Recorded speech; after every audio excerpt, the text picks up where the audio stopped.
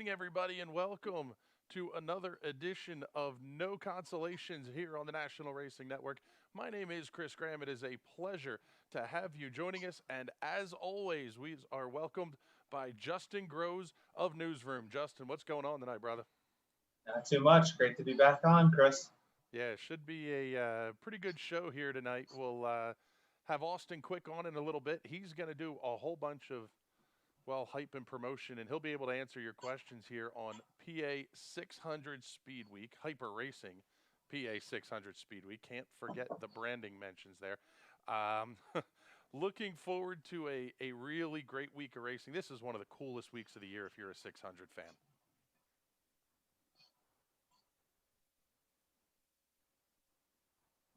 Oh, did you lose me there? Okay.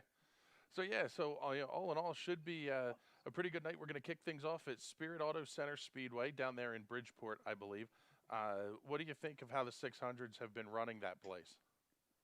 Yeah, it's been pretty exciting racing, but I think when we talked about like what are the unknowns last week, I think Sunday kind of introduced that, where I heard a lot of people talk about that the track got really slick, and by other times it's been really racy. So I think it's going to be very interesting to see what kind of race surface that they actually give them on Monday, especially when we have that volume of cars. And also, it seems like every time USAC comes into town, they bring some stormy weather, and it looks like that may be coming in a little bit early Monday too. So a lot of interesting variables to start the week.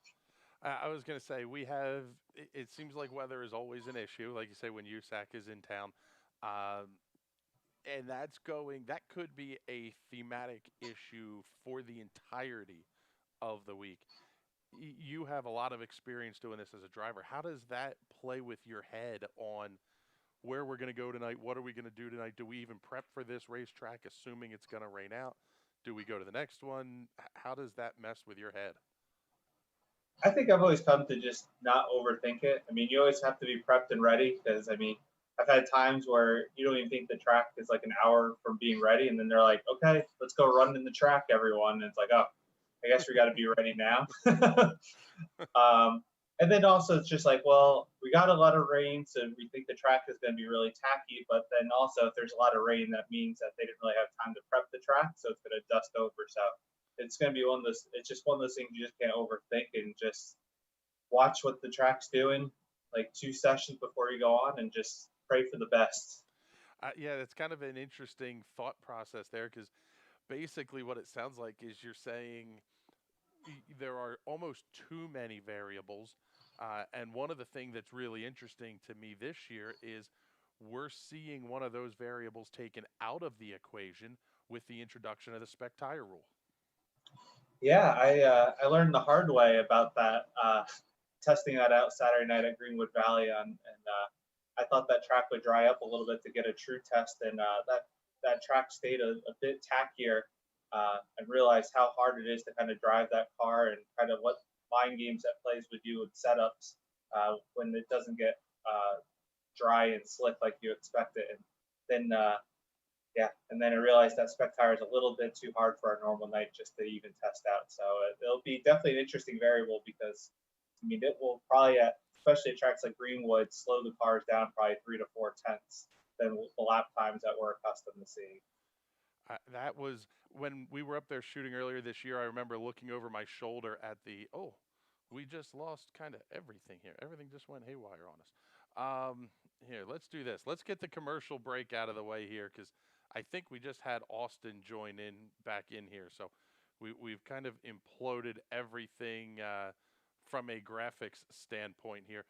So we'll be right back. You are watching No Consolations right here on the National Racing Network. At 600cc Performance, our roots run deep in CC racing. A leader in fuel injection, dyno tuning, wiring, and diagnostics. With over 15 years of experience in building and tuning, you can count on us to get you to the winner's circle. Whether it is diagnostics, sales, or service, 600cc Performance is your source for everything CC racing. Find out more at 600ccperformance.com. If there's one thing every car guy hates, it's cleaning the garage. Do you want to take most of the time and hassle out of that job? Then call Zone Garage of Eastern Pennsylvania and New Jersey. Agnes and her crew will have your garage, shop, basement, or even your porch looking great all the time.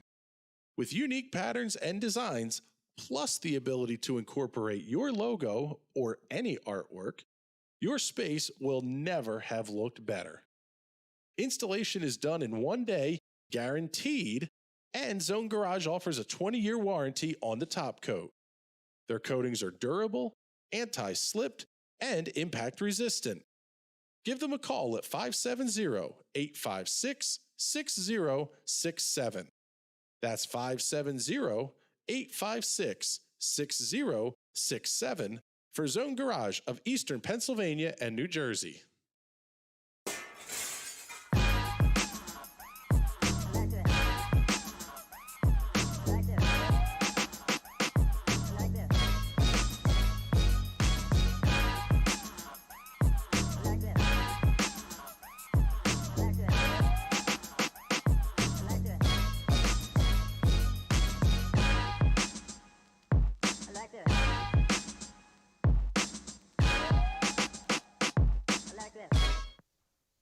All right, everybody, welcome back here to No Consolations on the National Racing Network.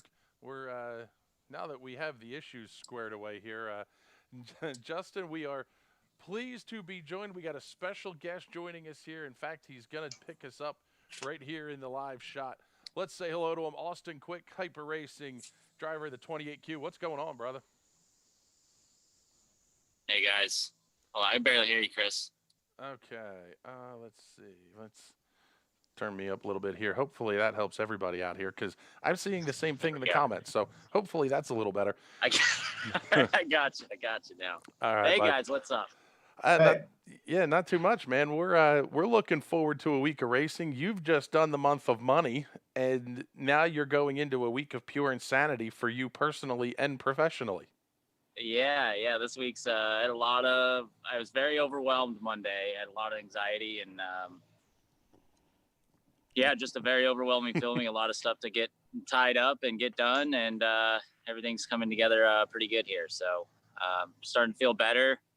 Just got the trailer cleaned actually from the month of money. It was pretty dirty, so about halfway done with that. So finish that up here once we're done here. But yeah, that was a good time. That whole month was kind of a once in a lifetime opportunity for micro racers. It was pretty much the outlaw tour for micros. So that was very grateful to be able to participate in that whole month and hit all those racetracks. It was a ton of fun and we had good results as a company. And personally, I was expecting a little more out of myself, but still ended up pretty decent. But overall, yeah, that was a good time. So I'm ready for PA Speedweek here coming up.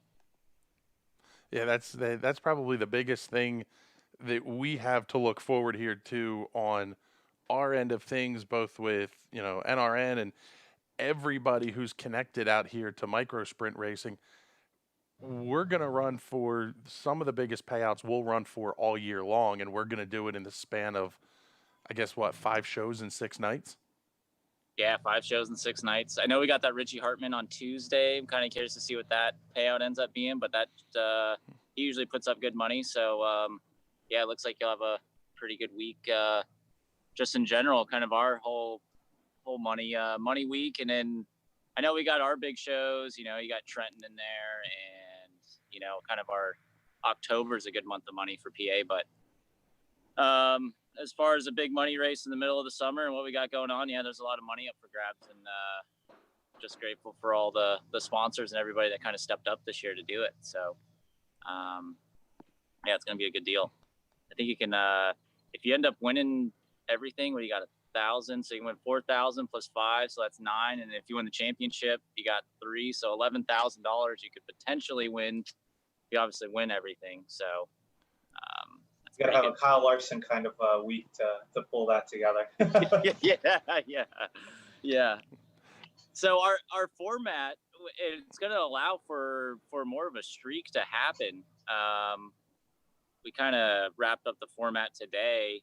We're going to do time trial format, which usually rewards the fastest guy. So, you can kind of control your night a little bit and not be so dictated by the pill draw. The pill draw will still play a factor, but it won't be as big of a factor as before with the passing point format. Because sometimes you can get hurt by the pill draw. Say you draw a pill, it's good, but you end up with a stacked heat race, and then you can't pass anybody, and then next thing you know, you're stuck in the back again in the qualifier, and there's always good cars in the qualifier, and then all of a sudden you can't qualify. So, and I like what you guys have done, because you've pretty much adopted the USAC format, but on the heat race format, at least you have to pass still, because really a lot of times the guys will still qualify good, but then just like pack it in the heat race, because then you start in the pole and the consi, and then you get your spot back from qualifying. So you really got to be on the wheel the entire time, because you can't just set fast time and start 6th and finish 6th, because you're still going to have a rough night ahead of you. Yeah. Glad you noticed that. So yeah, you got to be fast. Plus you got to be able to race. So if you can't be fast, but you can race, you should be able to have a decent night, or vice versa. So, but the guy who can put those two things together will be rewarded for that. So. And I think one of the fun things about this too is that the variety of tracks this year is as good as we've ever seen for a PA 600 Speedweek. You have the biggest racetrack that some of these micros will run in Bridgeport's quarter mile, which is now bigger and high bank than it was in the past, all the way down to a bull ring like Lanco and some of these smaller places. Greenwood is a fantastically wide racetrack, puts on a great wingless show. All in all, this is really, really going to be a pretty cool week. Yeah. The quality of tracks we got this year is really exciting.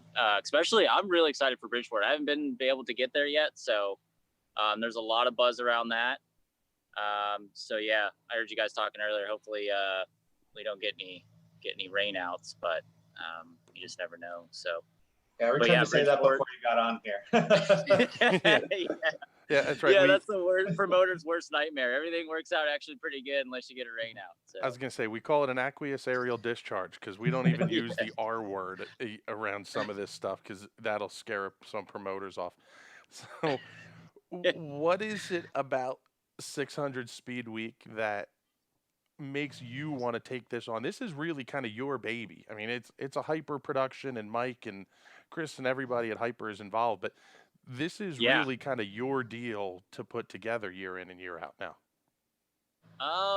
Yeah, good question. I mean, honestly, it goes back to, I started racing micros in 2004, and I remember the first 600 Speed Week, which was this one. And it was really kind of the first like big money race that I remember I'm sure there's been a couple before that. But this one kind of, like, the national attention that the Speed Week got was huge. And then I got to at least come and see it one year before I moved out here. And then when I moved out here, it stopped. And then Kyle Spence, he gets most of the credit. He got it started going again. And then he just it is kind of a headache.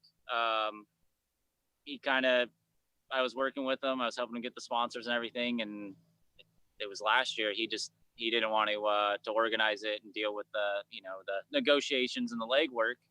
And being in my position at Hyper, it was kind of like he just asked, and it honestly kind of just fell in my lap. And I was like, this is a good opportunity, something to carry on a tradition for Pennsylvania, and then obviously for the locals to give everybody a platform for the national stage, and continue to carry on this tradition. So we still got like the original team, like Bats was part of the whole original team. He's still helping me out. We got Tim Bortz, he's helping out. Got Mike Fry. We got you guys obviously promoting.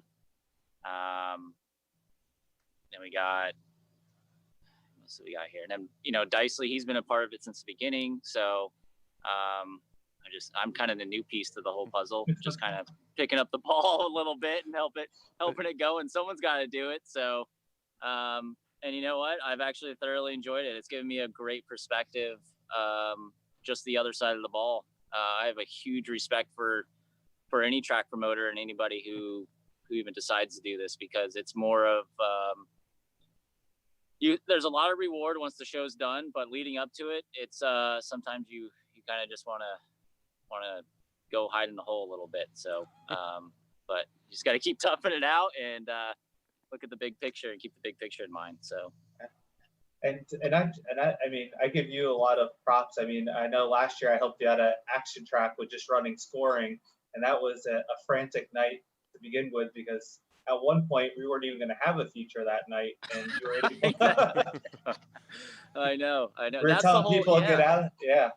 Yeah, going off of that experience last year was kind of why Doug capped. We decided to cap Wednesday. So just because they have such a tight curfew there, to help. So then we didn't run into that issue again. So now, with that being said, though, that is the only night that you guys have a hard cap on the number of entries. There are some curfew issues other places, but the number of entries is only going to be capped at Action Track. At Action Track, it's the only one that's capped, and we're actually at 58 people signed up for Speedweek, which is 18 more than last year, it's pretty big. I'll have to say Action Track capping it, because a lot of guys, there's probably about 5 of those guys who are probably just going to run Monday and Wednesday, but they paid and helped out the Speedweek point fund. And then people who are signed up for the points obviously get first dibs on running, because they need to run for points.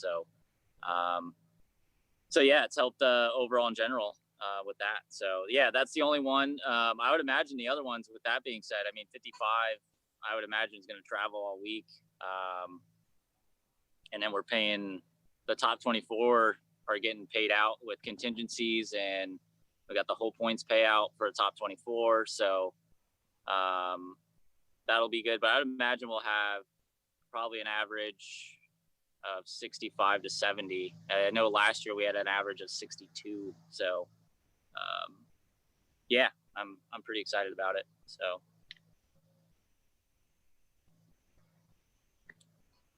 Chris, you're mute. Nope. There we go. Sorry about that. Justin and I are going to be discussing some car count things here in just a little bit, because I'm pretty sure he's put together some prop bets that we'll be making some picks on, and we'll be encouraging some viewers to check in. Brian Boyer, Seth, Robert Kreiser, Dylan, thank you all for checking in and commenting.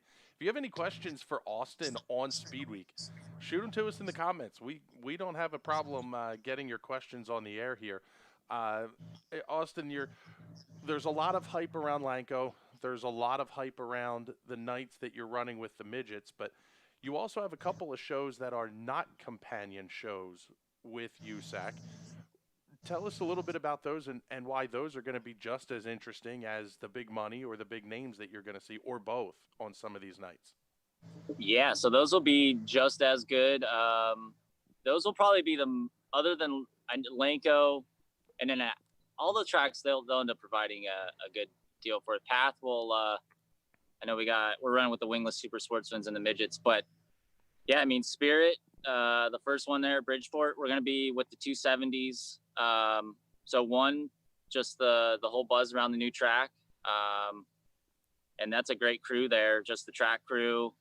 Doug's put together since he's took it over, something that's really exciting. And the wingless 270s, man, those guys, they put on a good show too. So between us and those guys, it's just going to be just as exciting, racing just as good as racing with the midgets. So it'll help those guys in the 270 class promote them. So Spirit will be the one, and then Greenwood's the other one there on Thursday. They're just a classic staple to the PA area. And he's really ramped that track up, as far as he's always reconfiguring it, Jerry, I know. So I know in the last 2 years, that place is, with his banking added, that place is, and him start, I mean, he really set the trend really for this whole year with the whole COVID thing. So you've seen the competitors stay loyal to that. So that one's going to be they have a great following. That one's going to be a big car count between the 270s and the 600s. So those are the two nights there, and those 2 nights will be streamed live. And then the other nights will be with the midgets, the USAC midgets action track, Pat Valley, and then the big show there at the end Saturday, the finale, the crown champion, and win some big money there. So yeah, we're really jacked up for that one. You'll be able to see every lap of the finale to Hyper Racing PA 600 Speedweek that night, presented by Redota Trucking and Excavating from Lanco's Gladmart Memorial Speedway. That'll be right here on the National Racing Network. You will not see a midget on the racetrack all night. So if you're watching our coverage, don't complain that you can't see the midgets. They've got their deal on Flow Racing, and you will be able to see the midgets on Flow too, or the 600s. They will be on Flow as well. So, but our normal deal with the track is in place. Question from Bradley Brown for you: is there a passing master type deal for this year? Most cars pass total for the week. Yeah, we got that. Our great partners over at MPI have come on board again, and we're doing the same thing as last year. Passing master for the week is going to be sponsored by Max Pappas over there. So winner gets a free steering wheel, and I got some money. I don't have that totaled yet. That will be kind of towards the end of the week. We'll end up seeing. But I know last year I think we ended up giving $500 to the passing master. Aiming towards doing the same thing. It'll probably be that. So that's what I got for that. Other contingencies, I have fast time award since we have time trials, $100 to the overall fast time for the night. Then I got other contingencies. We got Saldana again came on board, a bunch of gift certificates. Same with CSI. They came on board for a bunch of gift certificates. Other great partners that joined in, Specialty Rigging. He came on board. He's giving away random money to just positions throughout the field. He just kind of texts me at the end of the night and just says, like, give it to 19th. And it's usually anywhere from $100 to $50 just extra for a guy. So I got that. And then we also have just a lot of great sponsors who contributed to the points fund. I have an anonymous name who did that. We got Heinz Speed Components. He contributed to the points fund. Hoosier Tire. And then just the whole entry fee for the points fund. Everybody who signed up there, and then obviously Hyper Racing and Evo Fuel Injection, the main sponsor there. So and then Bob Hummer over at Redota Trucking. He put up all the money for the $5,000 to win show. So you see Bob, Alex, and Brendan Bright drive for him. So just kind of go up and throughout the week, just give him a big thank you. It's because of him, we're able to have the whole big money race that we're able to have. So yeah, that one is also for anybody who hasn't seen the payout sheet yet. That's not a $5,000 top line, and then it's going to drop off to $500 for second or something like that. Yeah, it's paying $5,000 to win, $3,000 for second, $2,000, $1,000, then I believe $800 for fifth. Yep. And it goes all the way back to now. You have to hit 55 cars, which I believe you've already hit based on the number of points entries you have. Once you cross 55 cars, I think it was $140 to start. So this is a really pretty epic show that's coming up on Saturday night. Have you heard from any of the USAC guys that are saying, hey, I need a 600 ride for that night? I haven't heard it yet. I know Greg Stevens, actually, he's racing 2 races, and it's going to be Greenwood and Lanco. And he's got a car. I know he'll have a car, and there'll be a USAC driver in for Saturday. I haven't had anyone reach out yet. A lot of those guys have good connections with the car owners already, just from them running an action track and stuff. Kind of seems the same crop, so I'm sure some of them touch base. So, and I'm sure once the week gets and the buzz starts to get, those guys are still on Indiana Sprint Week time. So, I'm sure once the week comes and they see that, they'll start calling Monday, Tuesday. So that's usually how those guys work. Yeah, I was even hearing this weekend at Saturday we're going to be seeing a surprise 410 driver run Thursday and Saturday. as part of the Oh, Speedweek, so we'll have to see who okay. that is. All right. I wonder if it's Monteith and Fruscia's car. I wonder. Maybe not quite the one. Okay. All right. You'll see. That's probably one of the coolest things that we're going to see about this week now is as this is growing and as the purses are growing and everything else, this is now, you're not playing around with slouch money anymore. Was that really the goal, was to start to draw some of these bigger name drivers, and you have the best in the 600 world in their own machinery, and then you're going to throw some, I don't want to say ringers, but some of these guys that are running 410s or running 360s or USAC guys or whatever it may be, you're going to get some really neat entry lists for these races. Yeah, no, honestly, that wasn't the goal. It's mostly just to promote the 600 sport. So I take that as a compliment for the whole field of the 600s. That a lot of those guys want to come and compete with us on a regular basis for this whole week, so to partake in the competition. So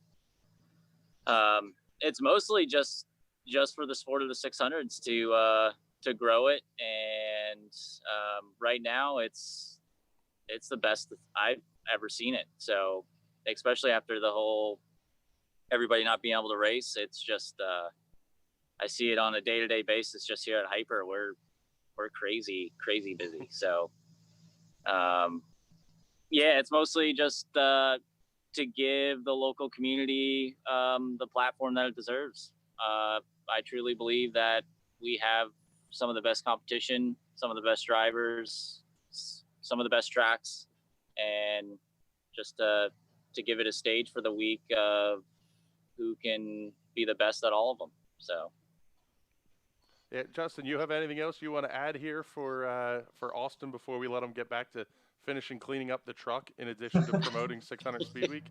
Yeah, I think he needs a lot more than my few minutes to get back to cleaning. But no, it's great. It's great that you're always doing this, Austin. Much appreciated, because even in the heyday, like I still remember the 10K show that Greth won that like really sparked Speedweek back in the day, and to see it unfortunately kind of die, and then between everyone that you mentioned kind of bring it back. I mean, this shows like the trajectory of what 600 racing's been over the last decade, of being wing heavy to being wingless dominant, and we have 5 great shows planned. So much appreciated, and we'll see you for the latter half of those shows next week. All right, cool. Yeah, thank you guys. This is going to be a great week, and we'll just continue to build on it. And the reason it's so great is because it's a testament to our community. So it's everybody involved. I'm just a small piece of the puzzle. So. Well, hey, Austin, thank you very much. Like I said, we'll let you get back to your work, getting ready to roll here. It's not that far away. We've got one more big weekend of local focused racing coming up, and then it's PA Hyper Racing 600 Speed Week. We'll run down the schedule for everybody here in a couple of minutes, but you stay safe out there this weekend, and we'll see you on, I guess, Tuesday night, kicking things off down at Bridgeport. Yeah, Monday. Yeah, Monday night. That's right. Wow, unbelievably quick how fast this is coming up. You'll be in the wrong state if you try to go to the race on Tuesday. Yeah, I was going to say, Tuesday's the Midget's up at Grandview, and the 600s are at Linda's. Yeah. So, all right, very cool, bud. Well, thank you very much. We'll let you run here. Justin will bring the two of us back into frame here, and this is really exciting. Yeah. Austin is definitely jacked up for this deal.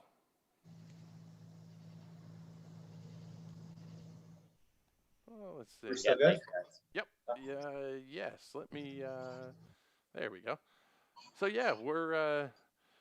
What do you think? This one should be a pretty cool night of racing coming up here. Yeah, I mean, last year got to see bits and pieces, or at least be there for some of the shows last year, and it didn't disappoint at all. And I think, like we talked about, 600 car count is as strong as ever, as we've seen in these recent weeks. Where I think I counted last week, there was like on a Saturday night, like over 100 and I think 12 different drivers racing at the 6 to 7 tracks that race on a Saturday night. So even if we just see a half of those plus some outsiders, we're going to have a lot of cars each and every single night of the 5 nights. Yeah, that's going to be one of the interesting things to me, is seeing what car counts do, because we've had some early season incidents. Actually, Bradley Brown even commenting there that there's a seat open in his race car, which it's really unfortunate. Bradley banged his neck up a couple of weeks ago at Lanco in an incident. But that's a very strong car that performs well at several of these Speedweek racetracks. Who knows who he might put in that race car? Yeah, no, it's and I think we even talked about last week that we haven't heard anything about who's going to be in Buckwalter's ride, and so there's still some unknowns. Like I was saying, there'll be a second car that I heard about a team rolling out for some of the Speedweek shows. So I think there's still a few surprises that we're not quite looking out for that we'll be treated for during the week. That's going to be the fun part of this one here. I am really looking forward to it. Seeing Bobby Butler's turning in. Billy Koch asked the comment, we'll get an answer from you on this one. If registration is higher than 60, will Action Track still limit entries, and how will it be determined who can't race? I know the answer that we got from Austin is yes. They do have a hard cap on car count. But outside of that, the determination of who gets in and who doesn't sounds like it's going to be, if you're running for points, you're going to be in. And if you're not running for points, you may not get to run up at Action Track. At least that was kind of the perception I got. Yeah, I would probably say that's about the same too. So if you want to make sure you run Wednesday, you should probably run Monday too. Yeah, that's right. Run Monday, pick up the pay the entry fee to run for points, and all. I mean, this is really looking forward to this week. We have Spirit Auto Center Speedway that we're going to run on Monday night, which is for most of these competitors going to be a new layout with the increased banking and how they've kind of changed the front stretch a little bit. Basically, you can't run the big D-shaped racetrack anymore out there at Bridgeport. You kind of have to run it as two straight lines. We're also going to get to see Path Valley. We're going to get to see Greenwood Valley. Action Track on Wednesday night is going to be a fantastic show. And then we get to Lanco, and that one's going to be insane. Let's do this. Let's get the short commercial break out of the way here. We'll come back and pick up some prop bets. What do you think?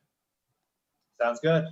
All right, then we'll get ready to roll here. We're going to run some commercials. We'll be back in 2 minutes. You are watching No Consolations right here on the National Racing Network. At 600cc Performance, our roots run deep in CC racing. A leader in fuel injection, dyno tuning, wiring, and diagnostics. With over 15 years of experience in building and tuning, you can count on us to get you to the winner's circle. Whether it is diagnostics, sales, or service, 600cc Performance is your source for everything CC racing. Find out more at 600ccperformance.com.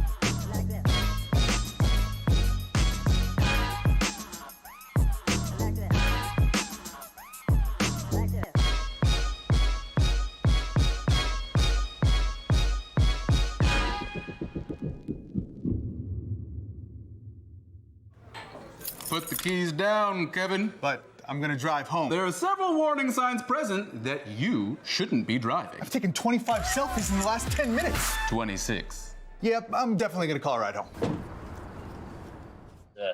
All right, everybody, How welcome insane the back here competition is. to No Consolations here on the National Racing Network.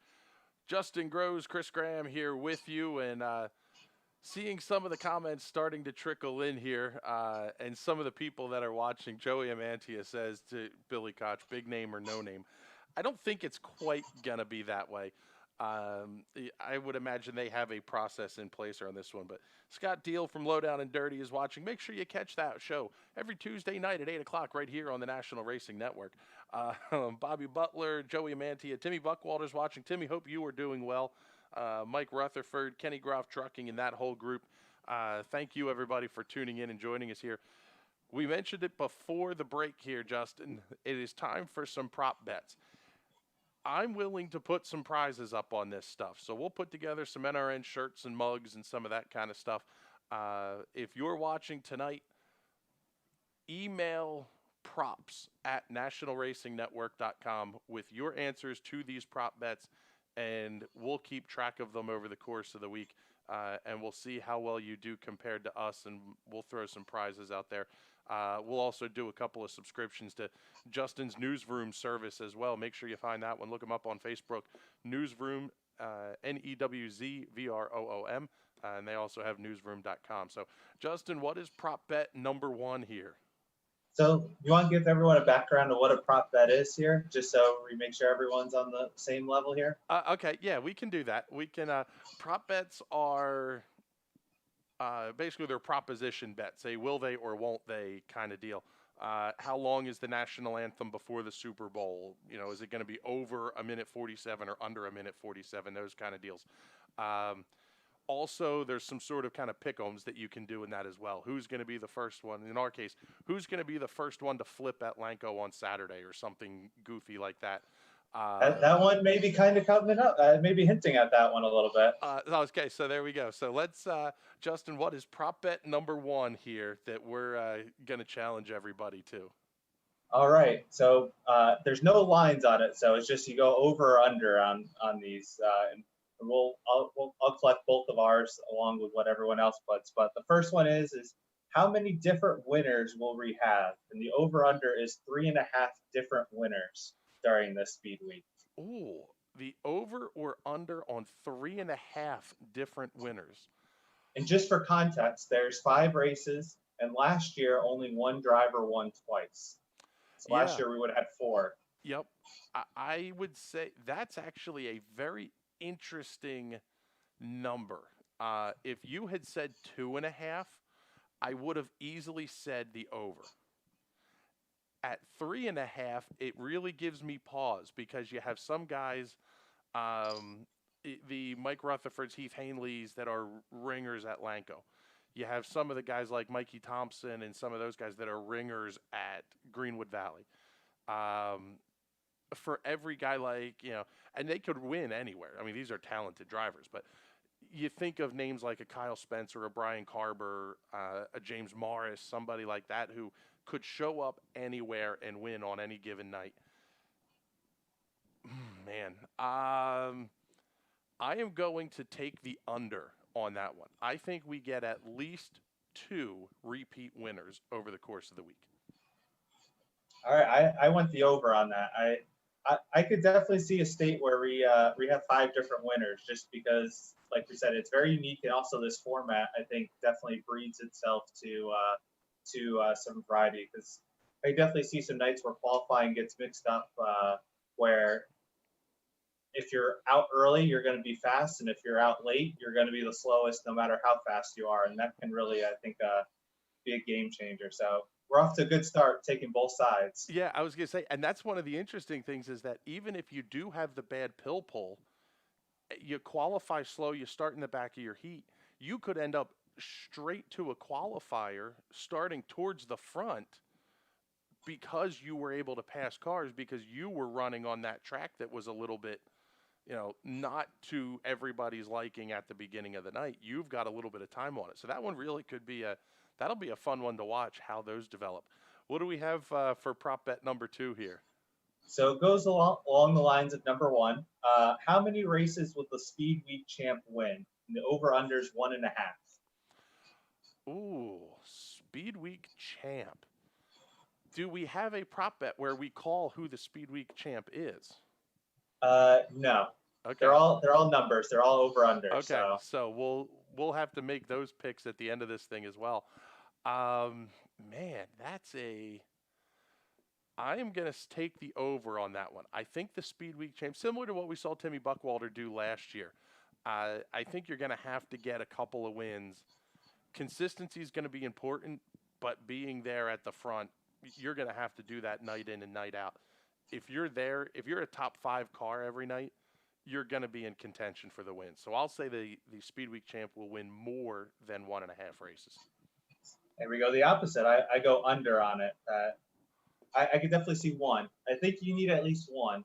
I don't see it being 0, but I think you need at least one. Obviously, to get more than that, it's going to put you in good contention, but I think you need at least one. Yeah, I think that's you may see a riot out of some of these guys if somebody's able to win a race and not win. Somebody who goes winless wins the championship. I just don't see how that scenario plays out where you could go winless. But it's like the old NASCAR where like Kenseth could go a whole year and not win a race, but somehow win the championship by like 300 points. Correct. Well, that was it. And I think that's going to be where this one really gets interesting also is how you tally the points up and that kind of stuff.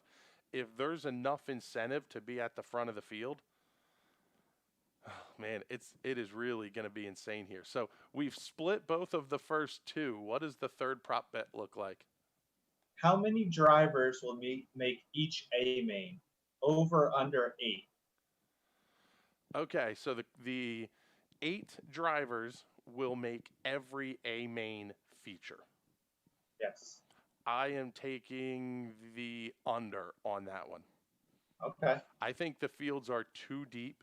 I mean, if you think about it, you mentioned we've had 112 local cars running at 6 or 7 tracks over the course of the season. That's not including our ringers. That's not including any outsiders. And even teams that may show up with more than one car that only run one car normally. Yeah. I think you're going to see that the battles to get in the show will be as intense as the battles to win the features. Yeah, I agree with you there. And I think also if you kind of read the matrix that Austin put out, that he's very clear is there's no provisionals. So there's no track promote. There's nothing saving you. If you don't make it, you don't make it. So yeah, we can't have those kind of technicalities messing up our over-unders that someone makes it by a track promoter's special or whatnot. So yeah, I went under as well too. I can't. 8's a tough number. Yeah, that's you figure if you're going to run 24 car fields, that means you have at least a third of the field that's going to be night after night after night. No mistakes, no issues, no problems. And that's also not forgetting also that a lot of these cars are going to run Tuesday at Linda's. So they're really going to be running for 6 straight nights, crisscrossing Pennsylvania, all the goofball stuff that can happen between point A and point B. I just don't see how you could get 8 of them to line up a fantastic week like that. It would be a story because then that means your points championship going into Lanco is going to be really, really tight. Yeah. Okay. So next one is definitely, we're glad we don't have Austin live here anymore. So how many rainouts will we have? Over, under, a half? I am unfortunately calling the over. I looked at the forecast this week. I hope that we're able to get these in, and a lot of these racetracks will push, and they don't hesitate to run. Jerry up at Greenwood has no problem running this race well into the night to get this show in. Action Track has the hard curfew. Lanco has a fairly hard curfew. And the other deal with Lanco is that one is going to be a lot of cars, and you still have the midgets that are the feature event. So, in fact, we were kind of spitballing this with some of our NRN crew. We could potentially see a scenario where the midgets are finished their feature and loaded up before we run a B main for the 600s. Just because of how big the car count could be, plus the hot laps, time trials, heats, qualifiers. There's a very plausible scenario that sees USAC being done for the night and on their way back to Indiana by the time our features are rolling. So, Oh yeah, I definitely remember that Linda's last year. But that race was well done, and I think it was the same situation that maybe they didn't even run qualifiers yet, and the midget race was already done for the night. So definitely something that would be out of the way. And I think the only reason why I'm going to go over here with you is like for instance like Action Track, because I do see a little precipitation in Wednesday's forecast, and if you get a little bit and having to cram that in the midget show, it's just going to be a long shot to try to get in. yeah, and on those shows, you also have we sort of mentioned it, that issue of the midgets are the star of the show that night. 600 Speedweek is a big deal for us, but USAC is the touring series. That's who's going to bring 3, 4, 5,000 people into these racetracks. Their show is going to run. Levi Jones will make sure that show runs and gets done the way he wants it done. So we'll see. I hope I'm wrong on that one, but my gut tells me we're over a half on the number of. Are we calling it rainouts or are we calling it races lost? Races lost, yeah. Okay, yeah. If we're going to say races lost, then I would say we're probably in a position to go over 1, or at least we'll hit 1. Yeah. Okay, so what else do we have coming? I mean, after hearing some of Austin's number, I think maybe I set this number a little low, but maybe we'll see. How many cars will be at the most attended race during Speedweek? Over, under 80 cars. I am calling way over. Yeah. I would say if you've got a 600, especially some of these guys that are not running the week but have done the month of money, I don't see any reason that they wouldn't tow out for a Saturday night race at Lanco. That one to me is, it's big money. If we'll tow out that way for $5,000, there's no reason they won't tow out here to compete against our guys as well. So I would tend to think, I don't want to give you what my gut tells me for a car count at Lanco, but I think it's huge. Yeah, I mean, it's a popular. So I'm definitely going over after hearing Austin's number, but just I think how shows have gone in the past, I actually don't think Lanco's going to get the highest car count. I think it's going to be Action Track or Greenwood, just because it falls in the middle of the week. You don't have anything competing, and there'll be just people that don't show up because they know it's big money and they know it's going to be a wreck fest. So I think that may hinder a little. I'm not. I think Lanco could get 80.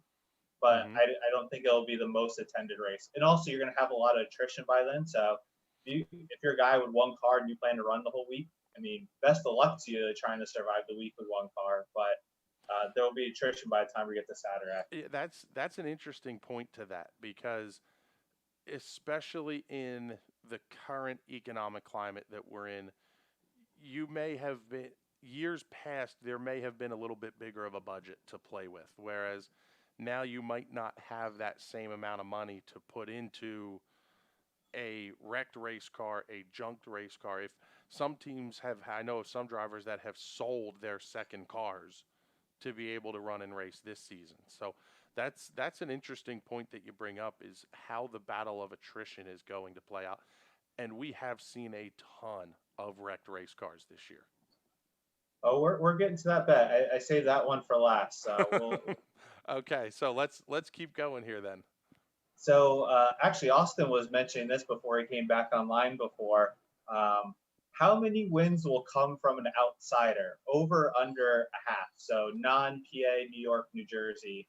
How many wins will come from an outsider? So pretty much, do you think 1 or none? Ooh,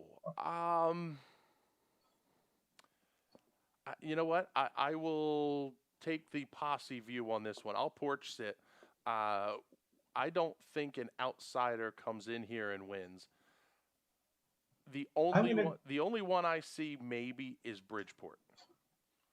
I think Greenwood Valley there's too many guys that are they know that place like the back of their hand. They're just too good there. Action Track, maybe you might have a shot at it, only because you may have a lot of the USAC guys run that night. But other than that, Path Valley, I don't know how many cars are going to make the tow outside of the guys that are running all week for points, how many outsiders or ringers would try to make that run?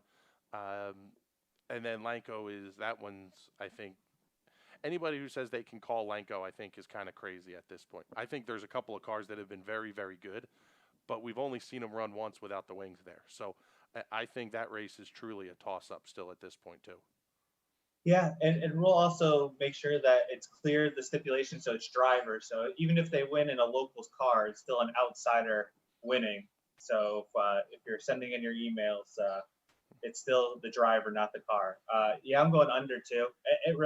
It hasn't happened since back in the wing days when like Scott Sawyer and them would come out and they would kind of put a beating on some of us.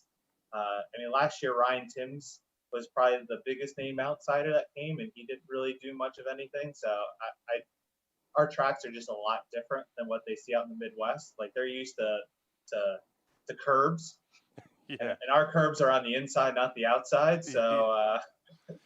And you know what? The other one that I think plays into that exact same discussion is the motor rule. We're not running the outlaw motors that you see them run at Tulsa shootout and some of the bigger races in the Midwest. You've got to run the PA spec motor, or that U6SA or whatever it is, spec motor. That's a very different set of driving characteristics to what they're doing out there. Got it. So now that we got two more, and they're the fun ones. So this is just like in the Super Bowl when you try to predict what color Gatorade is going to get poured on the Super Bowl champion. Okay. So the first one, I'll have to keep my eyes and ears open the whole week. But how many drivers will fail tech? Over, under 1.5. And this is for any reason, so we'll keep it super ambiguous. But okay, so fail tech for any reason. Over under 1.5. Oh, that's outstanding. How many drivers are going to fail tech? Do they have to be disqualified? Yes. Okay. So at some point in the night, well, I don't know. I don't know some of the rules. Like if you fail tech in the heat, then you go all the way to the back. But you fail tech at some point in the night. okay. How many drivers will fail tech? And you put the over at 0.5 or 1.5? 1.5. Yeah, I'll still take the over. I think there's going to be a little bit of if you ain't cheating, you ain't trying. I would like to think we're all sweethearts, and it's under. Yeah, I'm gonna go over too. We started off so good, and now I didn't make them ambitious enough. I think the car count one and that one I should have went a little higher, but I was trying to be a nice show where everyone's legal and everyone is doing everything the right way. You know what? That's, to me, it's a really interesting point of discussion, because if you see them drop a hammer early in the week, that eliminates the discussion of who's cheating, who's not as the week goes on. Yeah. If it's a little soft, if, hey, I got away with this, and you're not going to talk to somebody about, a competitor that, oh, well, this is how we're cheating up tonight. But you know that not everybody is legal when they show up to the racetrack. So the more cars that people think are getting away with something, the more other cars are going to try to get away with something. So that will be interesting to see how their tech team really plays that out as the week goes on.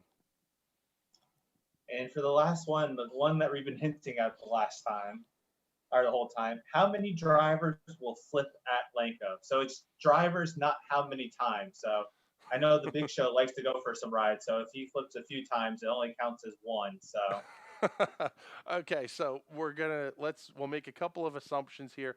What the heck? I'll call out some names here, guys that I think are going to go over. Joey Amanti is going to go over at some point. It's just that Lanko. So I know we're that's not saying that. right. That's what I'm saying. I'm thinking, and that's some of it where you think about how these guys drive. Like a guy like Jared Kunkel has been incredibly aggressive this year. TJ Grieve has been almost borderline insane with some of the sliders that he's thrown. You're just gonna get the nature of that stuff when you're battling just to get into a big show like that, let alone in the feature. And then you think about, Lanco holds the record in the USAC midgets for most cars to flip and finish in the top 10. I think we're going to flip, not necessarily junk, but I think we're going to flip a bunch of race cars at Lanco. It doesn't take a lot to flip. Just being on your head is a flip. So I say, yeah, is that the rule where you kind of go from here? So long as you get there, it counts as a flip, right? Yeah. So yeah, I'll take I don't even remember what the number was, but I'll take the over. Whatever it is, you'll take the over. I'll be good on this. There's been some nights at the Chili Bowl where I think it's going to go way over and it stays under. I mean, even though it's $5,000 on the line and aggressiveness is going to come out, hey, if you're going to win out of 7 bets or 8 bets, something wild's going to happen. So maybe this will be the wild thing. I'll go under on this one. And there's a lot to be said for even up to towards the end of the feature, you have to get there. I mean, This is not a 25-lap regular Saturday night feature at Lanco. This is a 50-lapper. So you've really got to be patient, even if the place turns into Slide Job City and you've got to run the top. I think my gut tells me that you could see a semi-tame night at Lanco. The odds of seeing carnage and insanity are the same as seeing a very well-run race by every car that shows up there. Yeah. No, it seems like I was taming your number down a little bit. I think I could have gotten you at like 25 flips, and now it seems like I got you down. I don't think I would have gone that high. But, I mean, there is a very plausible scenario where you could see 10 cars flip. I mean, that's a couple of guys wadded up going into 3 on a bad slide job, and there's 2. Yep. So now you only need a couple of more silly things to happen. I mean, parts break. We actually even saw a couple of cars. In fact, I think it was Olivia Thayer in the 600s last weekend. Almost looked like something broke on the right front, but she hit right where the new closure gate is in turn 4. And you could see it. It kind of gave a little bit, and the car just kind of went up on its side and just tipped right over.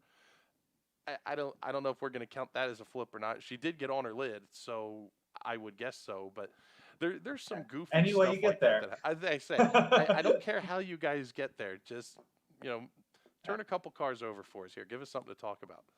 You can always pull a Max Verstappen and wreck on the grid lap. We had one of those last week too. Actually, it wasn't even. They weren't even to the pace lap yet. They were still just circulating, getting cars fired up, and we had one go over. So, yeah, weird stuff is happening this year, and it's a little bit concerning almost that we've seen some drivers get hurt. We've seen a lot of flipped race cars, a lot of goofy-looking accidents. It's one thing somebody throws a bad slider or even a dirty slider or something. Some of that kind of stuff is, that stuff happens. But we've seen some really odd issues at multiple racetracks, multiple divisions. My hope for 600 Speedweek is we get out of the week with none of that goofiness happening. Yeah. And that's what we always hope for. I mean, you want to see good racing, but I definitely, especially the example you were talking about, Olivia, I feel like I've seen a lot more part failures this year than I have in years past. I've seen a lot of broken axles, a lot of just random stuff you don't normally see. And to now think, because really, if you think about it, this week, Richie has his mini series Saturday and Tuesday, and I know some people are running that show. And then you have Monday to Saturday. You're gonna have people running. What is that? 6-7 shows in 8 days. And unless you got a few cars and a few motors, something's going to break. Yeah, that's probably the biggest thing is that you're going to see that attrition battle start to come into play. And I just can't help but think going back to that spec tire rule where drivers that aren't used to running that, and I believe it's a very hard compound as well. Oh, it's hard. You can play basketball with it if you want.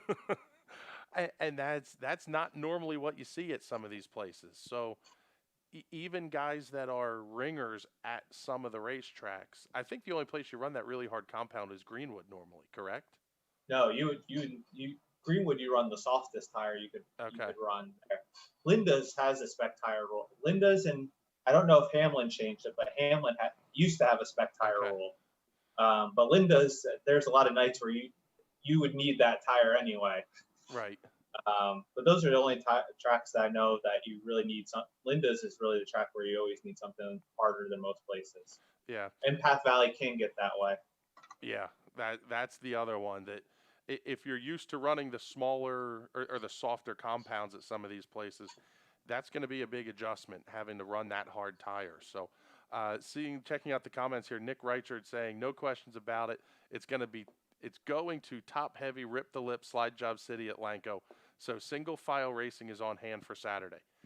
I'm going to disagree with you. And the only reason I say that is every year, the only racetrack we see the cushion develop for the midgets is at Lanco. So they build that cushion. I mean, I guess it was 2 years ago. It was probably almost 6 inches off the wall, and it was the height of the Armco. I mean, Spence kicked everyone's ass last year on the bottom. Yeah. And then everyone else followed them. That was it. I mean, you kind of have to throw some of the expectations of big car counts out the window because the tracks do prep differently with the midgets in town. I mean, I know our track prep guys basically say, what do you want? And they give it to them. It's not, we're going to prep the racetrack and you're going to drive our track the way we tell you to. There's a lot of back and forth between the USAC crews, the administration of the USAC, and the track prep teams out here. So I wouldn't say you can work on those normal assumptions. Yeah, no, I wouldn't guarantee. I mean, especially by the time, as you said, it's going to be a long night at Lanco because you're going to have the USAC show done before that. That track is going to be way dried out. So, I mean, if that top gets way too slick from everyone running it, I mean, that bottom is going to start to come in a little bit more. I mean, last year it happened because the track was wet and it got rain. So obviously a different environment, but I mean, that's why we race dirt. Track changes over 50 laps. So I think even the best example is still the 50 lapper or I don't know if it's 50 lapper, but the Trenton race. Early in that race, it was nice and hard, or it was nice and tacky, and by the end of it, I thought I was watching a hockey game by how ice that track actually was. Yeah, that was. I think that's what you're going to see a lot of this coming week. A lot of these racetracks will hold 35 lap features or in that ballpark over the course of the season. Not many get up to the 50, with the exception of Airport and their 100 lapper. I guess the National Open is a big number like that, but they haven't seen the heavy amount of laps turned on these racetracks yet this season. I mean, we're into August, and yes, we're at the theoretical halfway point, but most of the time you've run an entire season on the track to this point. We've only got about 6 weeks on these racetracks, 8 weeks. So it's going to be different from what we normally see in that respect as well. Yeah, and I think the one thing that we don't talk about enough, especially at summertime and it's going to be a long weekend, it's just also going to be driver fatigue as well. I mean, having to run, I've gotten suckered into wearing a whoop. And I was tracking my calories and the strain just on Saturday night, and it wasn't really that hot. And I burned probably about 1,800 to 2,000 more calories than I do running for about an hour in a workout. And now you're going to do that 5 to 6 days of the week. It's going to take a toll on drivers, not only just the cars and the main things we think about. Yeah, so we're hitting the point where we're to the end of the show here. Before we wrap things up, let's run through the prop bets again. Remember, everybody, if you're watching here, if you've just tuned in, email props@nationalracingnetwork.com. We'll keep track of those. We'll give out some prizes for the people that do the best in terms of picking the prop bets. Justin, run them down. What were they and what did we pick? And just in case any of the government drops in on this, there's no money on the line for this. This is all prizes. Especially being located in Massachusetts, I want to make sure, as a Puritan state here itself, that there's no real gambling going on. So the first one was, how many different winners will we have?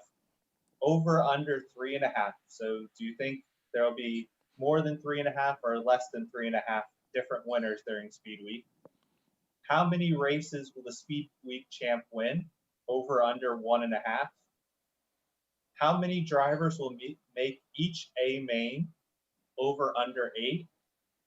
How many so we changed the wording to this. How many canceled races will we have? Over under 0.5. How many cars will be at the most attended race? Over under 80. How many wins will come from an outsider? Over under 0.5. How many drivers will fail tech in any way? Over under 1.5. And then last but not least, how many drivers will flip at Lenko? Over under 7. All right, so there you go. There you have them. And actually, we'll post them up as well. We want to get as many entries as we can on this one, and we'll give you a shout out. I'm trying to think. Is there a Speedweek race next Thursday? Yeah, that's at Greenwood. Yeah, that's the night they're at Greenwood Valley. And that's the one night I'm racing, so yeah, so I'm out. I was going to say, we will not have a show next Thursday night because we will be neck deep in everything that is PA 600 Speedweek. But when we come back in 2 weeks and we recap that, we will do our best to get the Speedweek champ on for that show.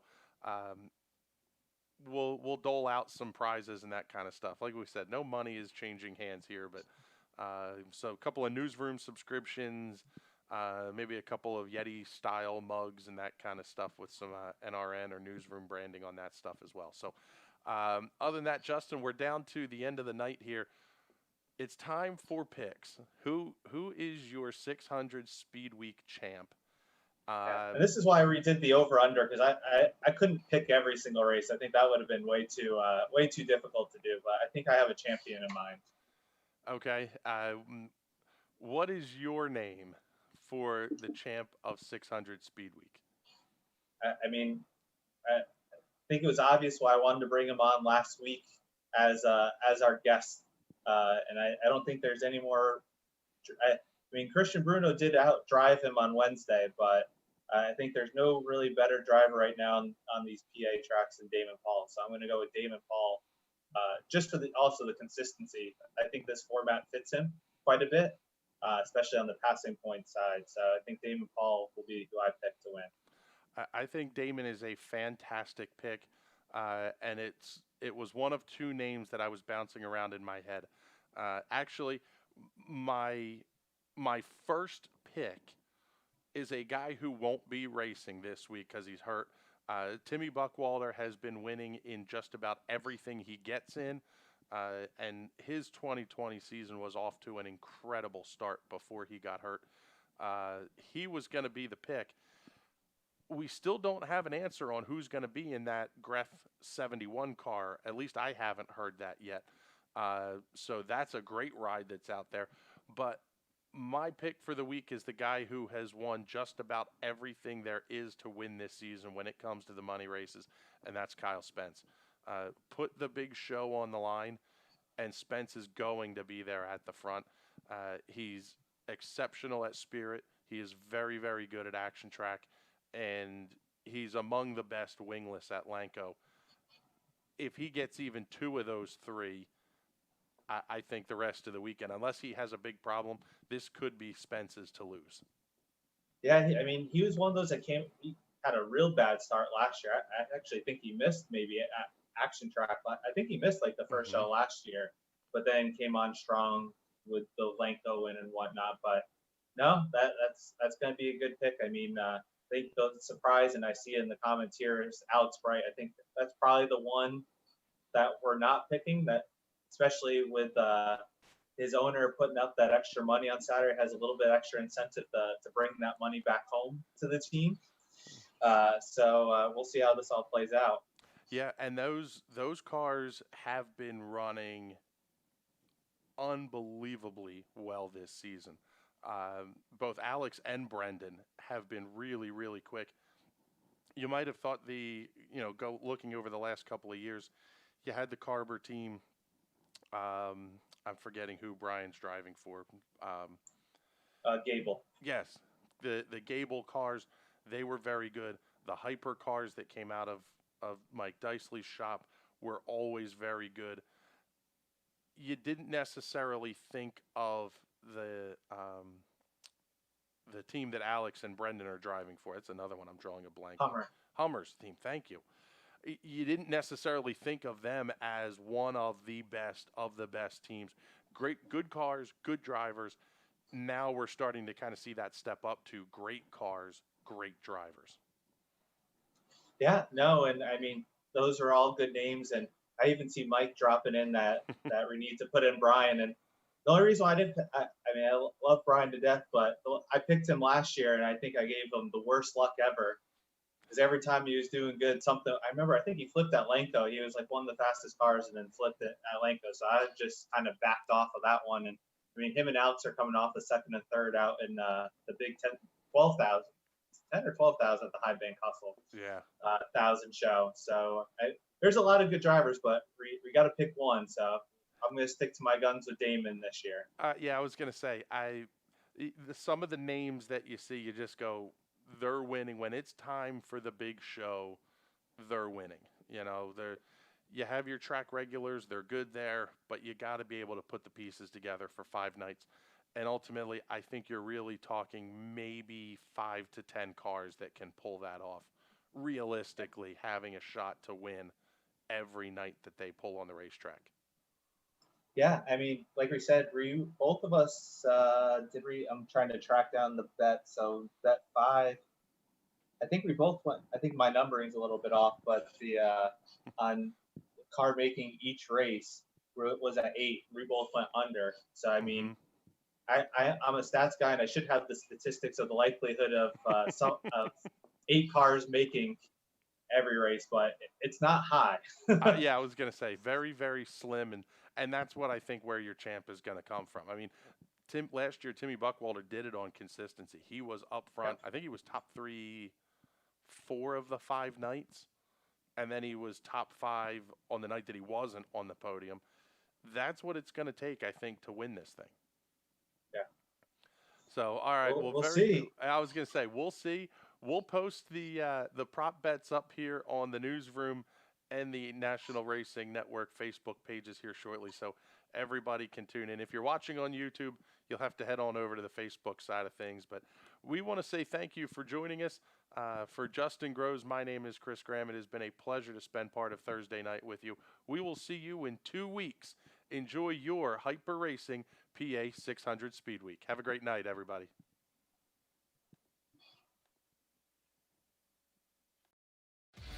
At 600cc Performance, our roots run deep in CC racing. A leader in fuel injection, dyno tuning, wiring, and diagnostics. With over 15 years of experience in building and tuning, you can count on us to get you to the winner's circle.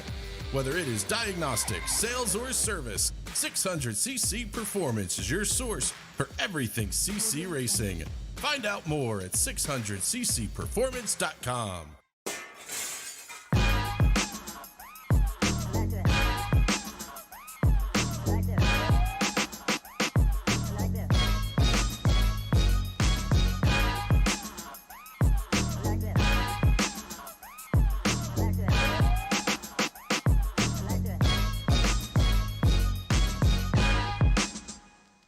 I like that.